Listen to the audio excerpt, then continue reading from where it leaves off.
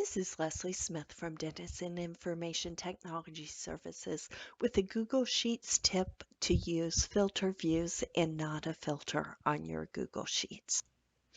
I am here in a sample Google Sheet that has Dennison computer inventory data. And this is a typical scenario where you will come to a Google Sheet and take a look and say, wait a minute, that's a lot less data than I expected to see. And you have to notice that the filter icon is illuminated to make it to see that you're seeing only a subset of data, and then look across the column headers for that filter icon to see which columns are being used to filter the subset and what the selection is.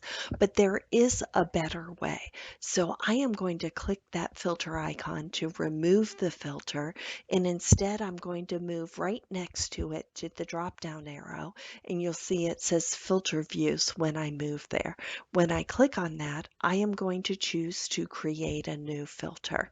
And you'll notice right away it's far more obvious that a filter view is applied because of this black bar up at the top.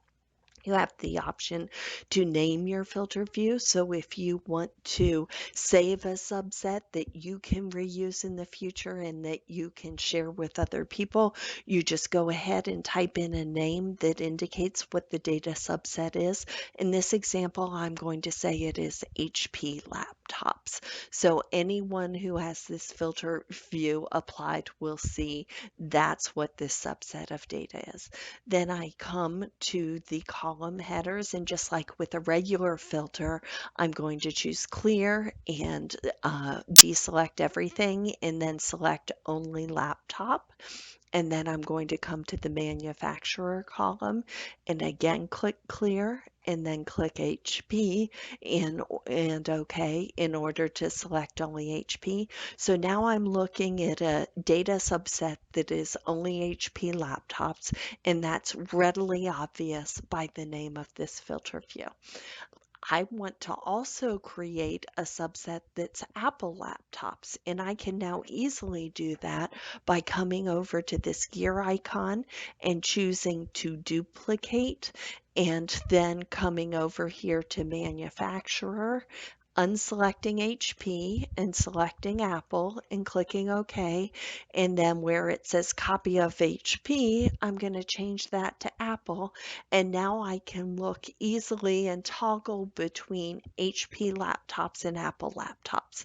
To toggle, I just come up here to the drop down arrow again, and any saved filter is going to appear in the list here. So if I want to go back to HP laptops, I just choose to do so.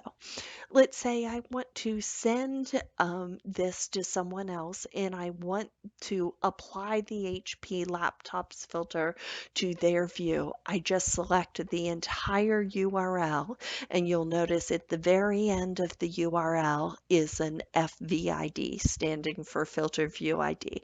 So when I copy that URL and send that URL, it is going to open up that Google Sheet with the filter view applied to it.